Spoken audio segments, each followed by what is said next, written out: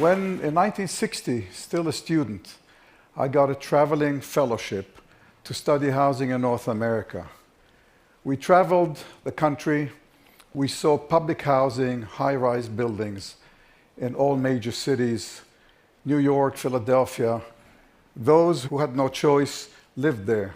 And then we traveled from suburb to suburb. And I came back thinking, we got to reinvent the apartment building. There has to be another way of doing this. We can't sustain suburbs. So let's design a building which gives the qualities of a house to each unit.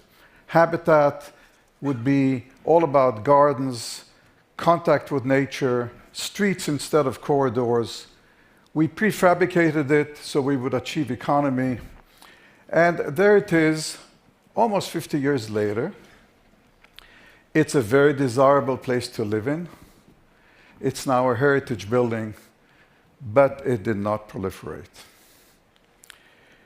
In 1973, I made my first trip to China.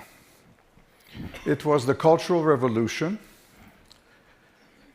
We traveled the country, met with architects and planners.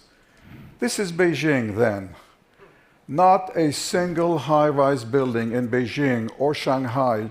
Shenzhen didn't even exist as a city. There were hardly any cars. 30 years later, this is Beijing today. This is Hong Kong. If you're wealthy, you live there. If you're poor, you live there. But high density it is. And it's not just Asia. Sao Paulo, you can travel in a helicopter 45 minutes seeing those high-rise buildings consume the 19th century low-rise environment. And with it comes congestion, and we lose mobility, and so on and so forth. So a few years ago, we decided to go back and rethink habitat. Could we make it more affordable? Could we actually achieve this quality of life in the densities that are prevailing today? And we realized it's basically about light, it's about sun, it's about nature, it's about fractalization. Can we open up the surface of the building so that it has more contact with the exterior? We came up with a number of models, economy models, cheaper to build and more compact, membranes of housing, which people could design their own house and create their own gardens. And then we decided to take New York as a test case, and we looked at Lower Manhattan. And we mapped all the building area in Manhattan.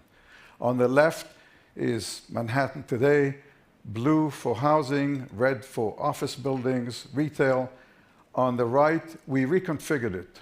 The office buildings form the base, and then rising 75 stories above are apartments. There's a street in the air on the 25th level, Community Street. It's permeable. There are gardens and open spaces for the community. Almost every unit with its own private garden and community space all around. And most important, permeable, open.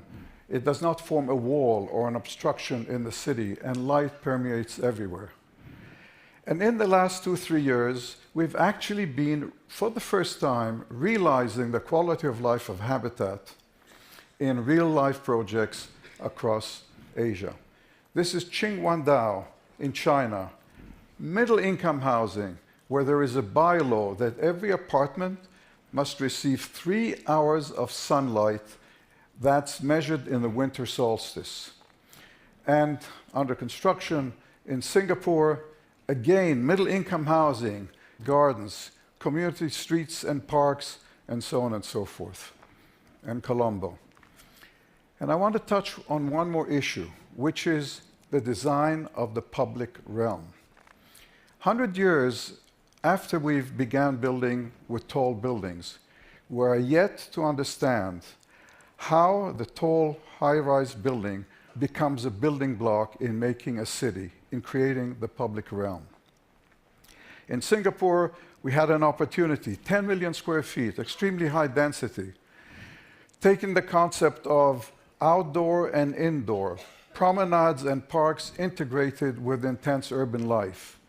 So they are outdoor spaces and indoor spaces, and you move from one to the other and there is contact with nature.